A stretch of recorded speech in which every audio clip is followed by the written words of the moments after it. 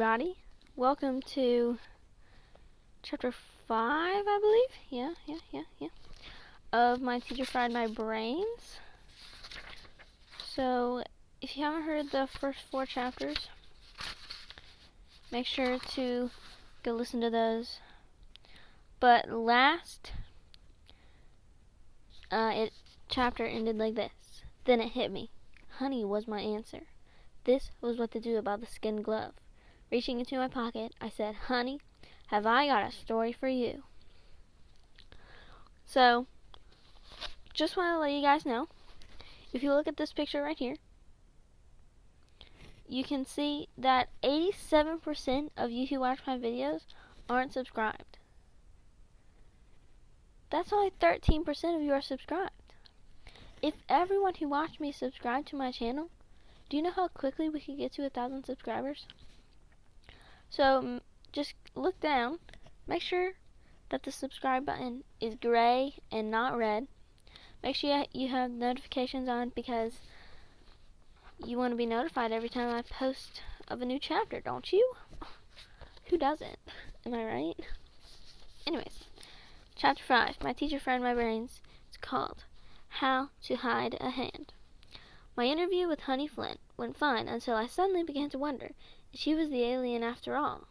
I mean, nothing said these guys were limited to one face. For all I knew, old Broxholm had carried a whole box full of face masks. Oh wow, it says face masks, guys. Little did he know that all of us would be wearing face masks too. Anyways, one for every occasion. So when Honey asked if she could take the glove, I didn't know what to do. Maybe she had spotted me climb out of the dumpster and was looking for a way to get the glove back without putting me on ice. Not that I thought the aliens were kind of sweet or anything, but I could see where this one might not want to create more suspicion by having another kid disappear.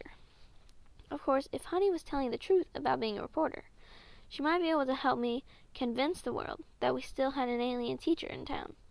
But if she was lying to me, if she was really the alien in disguise, then I would be handing over the only piece of evidence I had.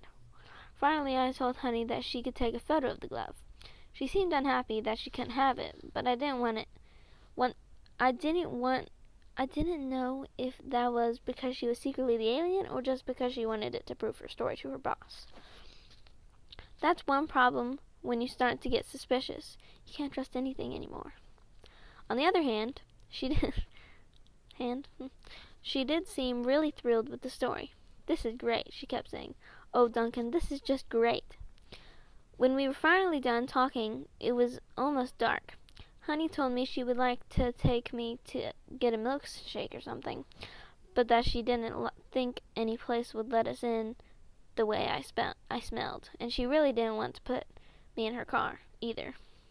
I suppose I should have been offended, but she said it real nice, and besides, it made sense.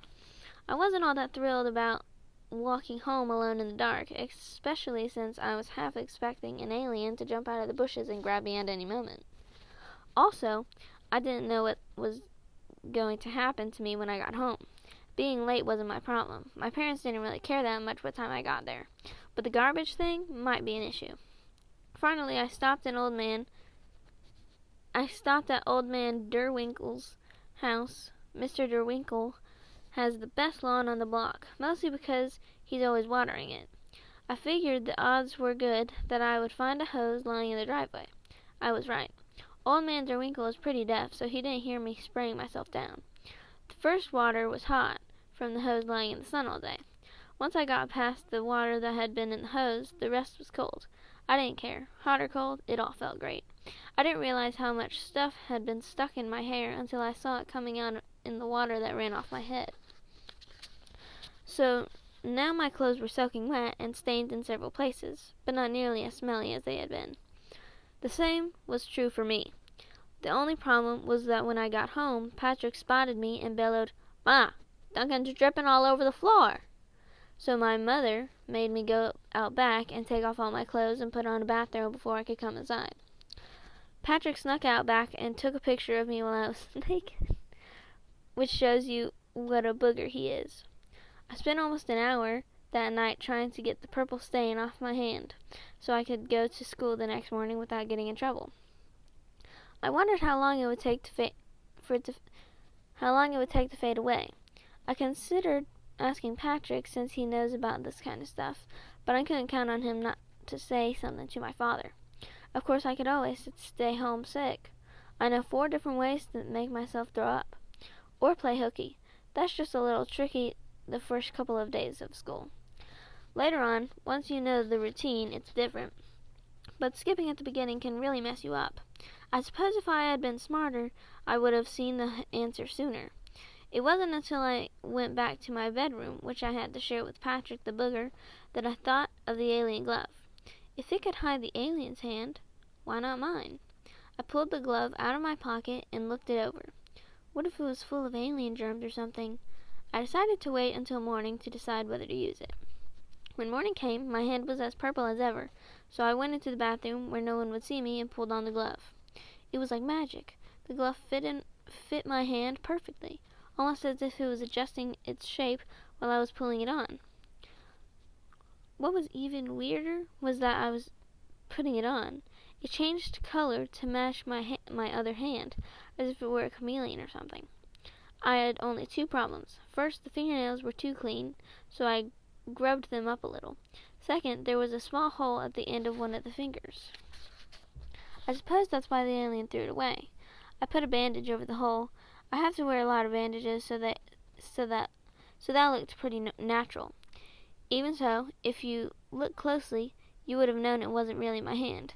But unless you give them a reason to, most people don't look at stuff very carefully. That's one reason a guy like me can get away with a lot of things. People just don't see what you do. My mother and father didn't notice my new hand at all. I didn't give Patrick a chance to see it. I was really happy when I started off to school that morning. Things looked a lot better than they had the day before. The man catcher was standing at the door when I came in. I knew he was looking for a kid with a purple hand, so I waved at him when I walked up. "Hi, Mr. Ketchum," I said cheerfully. He scowled at me.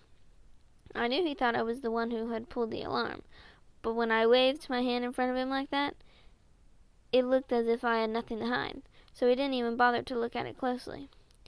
Things would have been just fine if not for the fact that sometime during science class my fake hand started to fall apart. I tried to shove my hand into my desk until I realized all we had were those stupid desks that even only a writing surface and no place underneath to keep stuff. I'm glad no one saw me flopping my hand around, trying to hide it in a space that wasn't there. Finally, I jammed my hand into my pocket, but my pants were a little tight, so strings of flesh-colored material bunched up around my wrist. I stared at them in horror. Normally, I might just have been kind of upset, but I'd spent a lot of time that night before thinking about who the alien might be. I had even asked Patrick which teachers were new to school since last winter. I asked that because I figured that, like Broxholm, this alien would be someone who hadn't been around for a long time. Patrick's response had been typical. "What do you care?" he snarled. "Eat dog meat, fuzzhead," I replied. I said that because I told Patrick why I really wanted to know, or even let him think. I said that because if I told Patrick what I really wanted to know, or even let him think that it really mattered, he wouldn't tell me. This way, he just punched me, and then told me what he knew. As far as he could remember, our school had 4 new people. The first one was none other than Manuel the Man Catcher Ketchum. Oh, wait. His name is Manuel Ketchum. Like, catch all the mans. Man, take off the Ewell, and then take off the of Ketchum. That's man catch. Anyways, who had started working there last January. The other 3 were teachers, Mr. Black, the math teacher, Betty Lou Carpeau, who I had for home economics, and Andromeda Jones, the science teacher.